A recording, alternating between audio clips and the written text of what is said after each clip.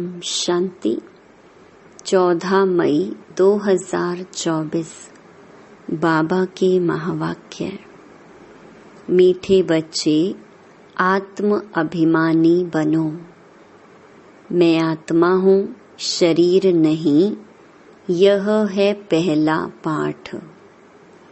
यही पाठ सबको अच्छी तरह पढ़ाओ। प्रश्न: ज्ञान सुनाने का तरीका क्या है? किस विधि से ज्ञान सुनाना है?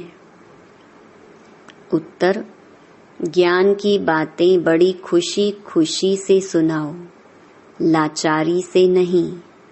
तुम आपस में बैठकर ज्ञान की चर्चा करो, ज्ञान का मनन चिंतन करो, फिर किसी को सुनाओ। अपने को आत्मा समझकर फिर आत्मा को सुनाएंगे तो सुनने वाले को भी खुशी होगी। ओम शांति। बाप कहते हैं, आत्म अभिमानी व देही अभिमानी हो बैठो, क्योंकि आत्मा में ही अच्छे व बुरे संस्कार भरे जाते हैं। सबका असर आत्मा पर होता है। आत्मा को ही पतित कहा जाता है। पतित आत्मा कहा जाता है तो जरूर जीव आत्मा ही होगी। आत्मा शरीर के साथ ही होगी। पहली बात कहते हैं, आत्मा होकर बैठो। अपने को शरीर नहीं, आत्मा समझ बैठो। आत्मा ही इन ऑर्गन्स को चलाती है। घड़ी घड़ी अपने को आत्मा समझने से परमात्मा याद आएगा। अगर देह याद आई तो देह का बाप याद आएगा। इसलिए बाप कहते हैं, आत्म अभिमानी बनो। बाप पढ़ा रहे हैं, यह है पहला पाठ। तुम आत्मा अविनाशी हो, शरीर विनाशी है। हम आत्मा हैं, यह पहला शब्द याद नहीं करेंगे तो कच्चे पड़ जाएंगे। मैं आत्मा हूँ, शरीर नहीं हूँ। यह शब्द इस समय बाप पढ़ाते हैं। आगे कोई भी पढ़ाते नहीं थे। बाप आए ही हैं आत्म अभिमानी बनाकर ज्ञान देने लिए। पहला ज्ञान देते हैं, हे आत्मा तुम पतित हो, क्योंकि यह है ही पुरानी दुनिया। प्रदर्शनी में भी तुम बच्चे बहुतों को समझाते हो, प्रश्न उत्तर करते हैं। तो जब दिन के समय रेस्ट मिलती है, उस समय आपस में मिलना चाहिए, समाचार पूछना चाहिए। किसने क्या क्या प्रश्न पूछे, हमने क्या समझाया, फिर उनको समझाना है। फिर उस पर ऐसे नहीं ऐसे समझाना चाहिए। समझाने की युक्ति सबकी एक नहीं होती। मूल बात है, अपने को आत्मा समझते हो या देह। दो बाप भी सबके हैं जरूर। जो भी देहधारी हैं, उनका लौकिक बाप भी है, पारलौकिक भी है। हद का बाप तो कॉमन है। यहाँ तुमको मिला है बेहद का बाप। वह हम आत्माओं को बैठ समझाते हैं। वह एक ही बाप भी है, टीचर भी है, गुरु भी है। यह पक्का कर देना चाहिए। जब तुम किसको समझाते हो, जो तुमसे प्रश्न पूछते हैं, उस पर आपस में बैठना चाहिए। जो होशियार हैं, उनको भी बैठना चाहिए। तुमको टाइम मिलता है दिन के समय। ऐसा नहीं कि भोजन खाते हैं इसलिए नींद का नशा आए। जो बहुत खाना खाते हैं उनको नींद का आलस्य आता है। दिन में क्लास करना चाहिए, फलाने ने यह पूछा, हमने यह रिस्पॉन्स किया। प्रश्न तो भिन्न भिन्न पूछेंगे, उनका रिस्पॉन्स भी चाहिए रियल। देखना चाहिए उनको कशिश में लाया, सेटिस्फाई हुआ, नहीं तो फिर करेक्शन निकालनी चाहिए। जो होशियार हैं उनको भी बैठना चाहिए, ऐसे नहीं खाना खाया जल्दी नींद आए। देवताएं खाना बहुत थोड़ा खाते हैं, क्योंकि खुशी है ना, इसलिए कहा जाता है खुशी जैसी खुराक नहीं। तुम बच्चों को अथाह खुशी होनी चाहिए। ब्राह्मण बनने में बड़ी खुशी है। ब्राह्मण बनते ही तब हैं जब उनको खुशी मिलती है। देवताओं को खुशी है ना, क्योंकि उन्हों के पास धन महल आदि सब कुछ है, तो उन्हों के लिए खुशी ही काफी है। खुशी में खाना भी बहुत थोड़ा सूक्ष्म खाएंगे। यह भी एक कायदा है। जास्ती खाने वाले को जास्ती नींद आएगी। जिसको नींद का नशा होगा वह किसको समझा भी नहीं सकेंगे, जैसे लाचार। यह ज्ञान की बातें तो बड़ी खुशी से सुननी सुनानी चाहिए, समझाने में भी सहज होगा। मूल बात है बाप का परिचय देना। ब्रह्मा को तो कोई जानते नहीं, प्रजापिता ब्रह्मा है, ढेर की ढेर प्रजा है। यह प्रजापिता ब्रह्मा कैसे होगा, इस पर बहुत अच्छी रीति समझाना है।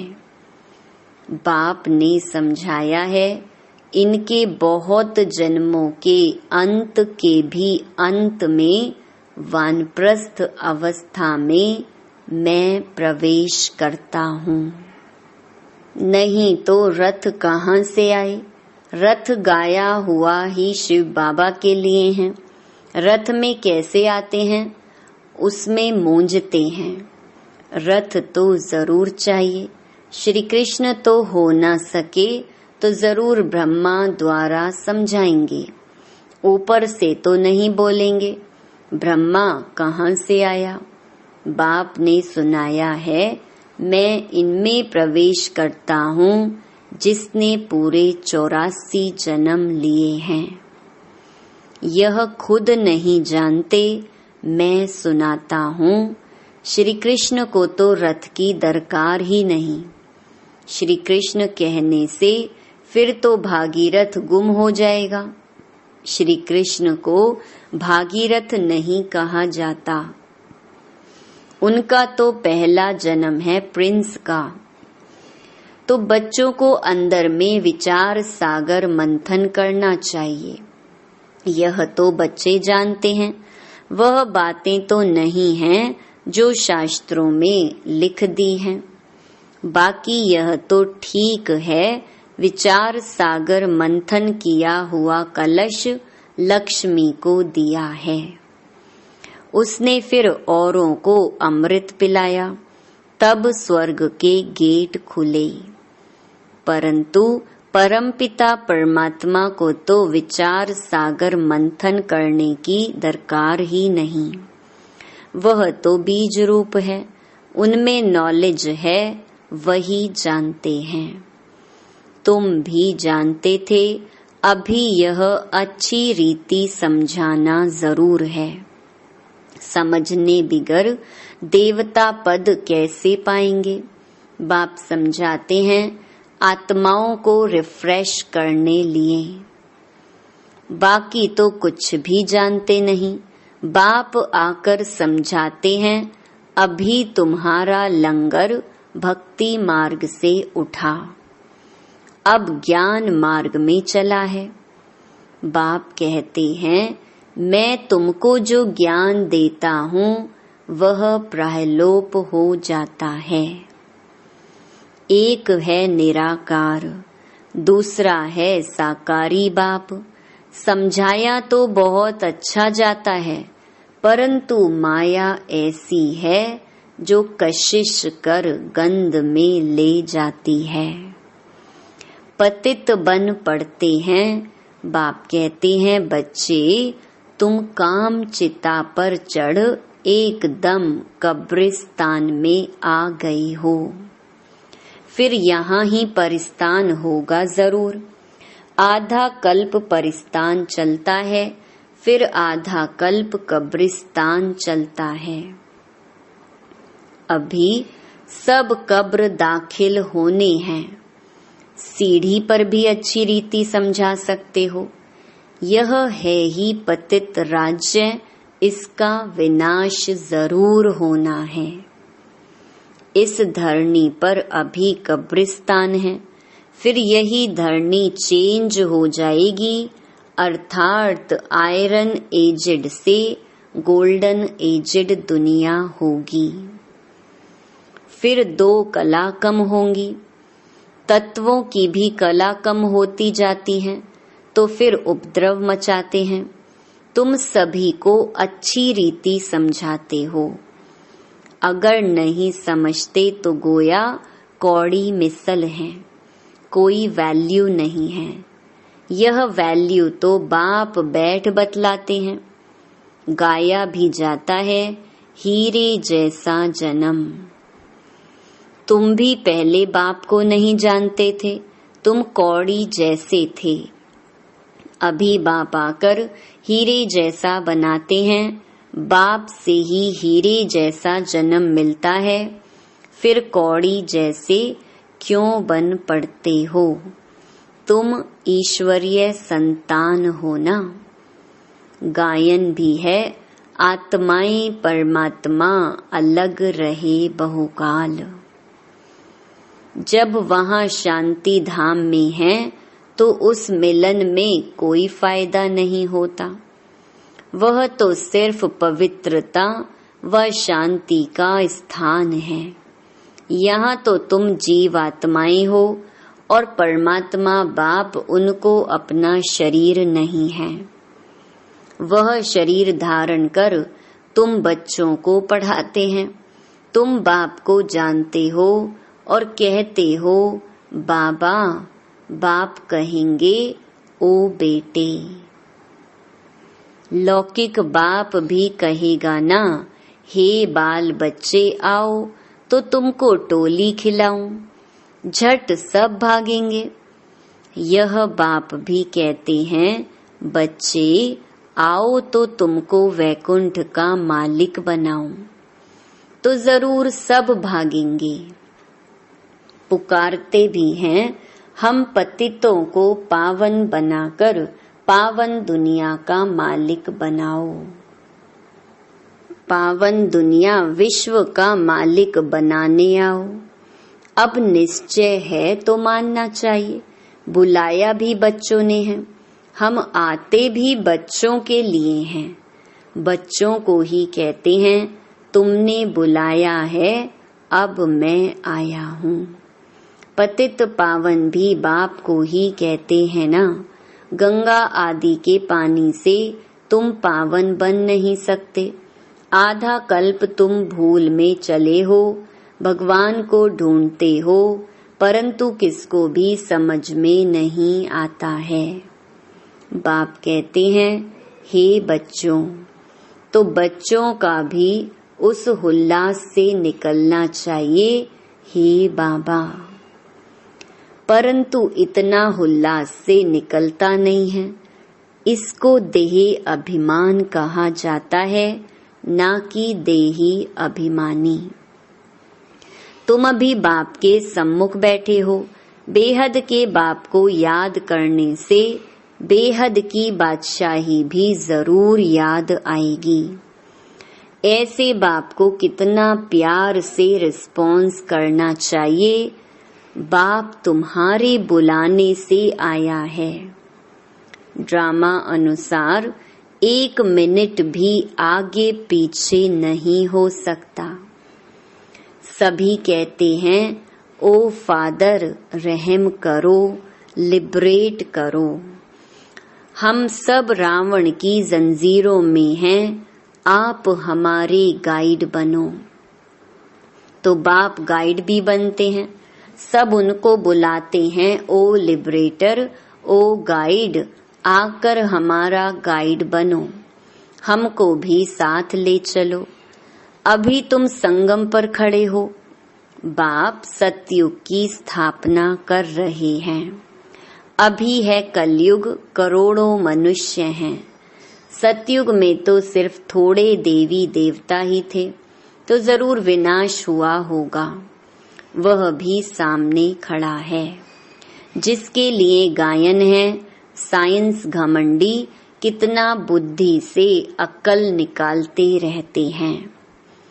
वह है यादव संप्रदाय, फिर हिस्ट्री रिपीट होनी है। अभी तो सतयुग की हिस्ट्री रिपीट होगी। तुम समझते हो हम नई दुनिया में ऊंच पद पाने का पुरुषार्थ कर रहे हैं। पवित्र जरूर बनना है, तुम समझाते हो इस पतित दुनिया का विनाश जरूर होना है। बच्चे आदि तो तुम्हारे जीते नहीं रहेंगे, ना कोई वारिस बनेंगे, ना शादी आदि करेंगे। बहुत गई, बाकी थोड़ी रही। थोड़ा समय है, उसका भी हिसाब है। आगे ऐसे नहीं कहते थे, अभी टाइम थोड़ा है। पहले वाले जो शरीर छोड़कर गए हुए हैं, नंबरवार पुरुषार्थ अनुसार जन्म लिया है। कोई यहाँ आए भी होंगे, दिखाई पड़ता है जैसे कि यहाँ का बिछड़ा हुआ है। उनको ज्ञान के बिगर मजा नहीं आएगा। माँ बाप को भी कहते हैं हम तो यहाँ जाएंगे। यह तो सहज समझने की बातें हैं, विनाश जरूर होना ही है। लड़ाई की तैयारी भी देख रहे हो, आधा खर्चा तो इन्हों का इस लड़ाई के सामान में ही लग जाता है।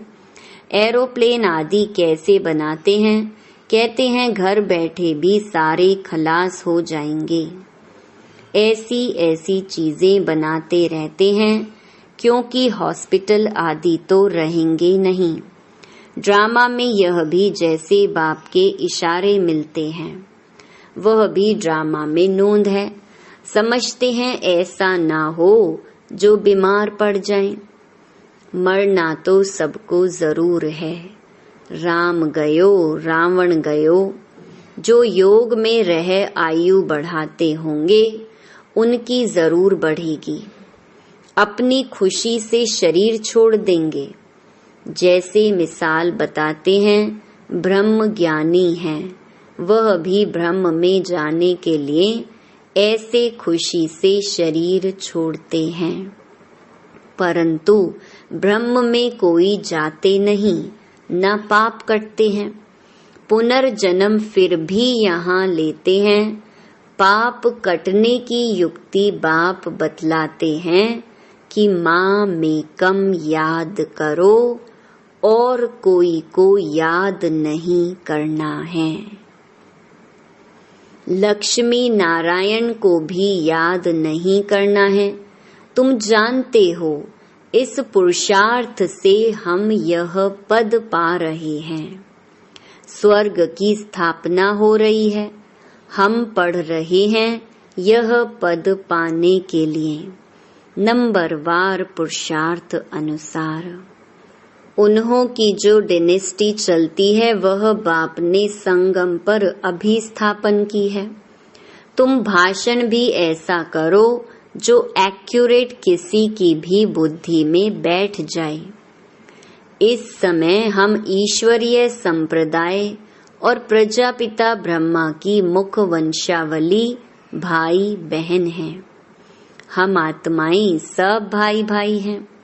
ब्रह्मा कुमार कुमारियों की शादी होती नहीं। यह भी बाप समझाते हैं कैसे गिर पड़ते हैं। काम अग्नि जलाती है, परंतु डर रहता है एक बार हम गिरा तो की कमाई चट हो जाएगी। काम से हारा तो पद भ्रष्ट हो जाएगा। कमाई कितनी बड़ी है। मनुष्य पदम करोड़ कमाते हैं, उनको यह थोड़े ही पता है कि थोड़े समय में यह सब खत्म होना है। बॉम्ब्स बनाने वाले जानते हैं यह दुनिया खत्म होनी है। हमको कोई प्रेरक है, हम बनाते रहते हैं। अच्छा, मीठे मीठे सिकिलधे बच्चों प्रति मात पिता बाप दादा का याद प्यार और गुड मॉर्निंग। रूहानी बाप की रूहानी बच्चों को नमस्ते। धारणा के लिए मुख्य सार। पहला, ज्ञान को अंदर घोटना है, अर्थात विचार सागर मंथन करना है। ज्ञान की आपस में रूह रिहान कर फिर दूसरों को समझाना है। सुस्ती व आलस्य को छोड़ देना है। दूसरा, देही अभिमानी बन बड़े उल्लास से बाप को याद करना है। सदा इसी नशे में रहना है कि हम बाप के पास आए हैं कौड़ी से हीरा बनने। हम हैं ईश्वरीय संतान। वरदान, ज्ञान सूर्य ज्ञान चंद्रमा के साथ साथी बन रात को दिन बनाने वाले रूहानी ज्ञान सितारे भव। जैसे वह सितारे रात में प्रकट होते हैं, ऐसे आप रूहानी ज्ञान सितारे चमकते हुए सितारे भी ब्रह्मा की रात में प्रकट होते हो। वह सितारे रात को दिन नहीं बनाते, लेकिन आप ज्ञान सूर्य ज्ञान चंद्रमा के साथ साथी बन रात को दिन बनाते हो। वह आकाश के सितारे हैं, आप धरती के सितारे हो। वह प्रकृति की सत्ता हैं, आप परमात्म सितारे हो। जैसे प्रकृति के तारा मंडल में अनेक प्रकार के सितारे चमकते हुए दिखाई देते हैं, ऐसे आप परमात्म तारा मंडल में चमकते हुए रूहानी सितारे हो। स्लोगन, सेवा का चांस मिलना अर्थात दुआओं से झोली भरना। ओम शांति।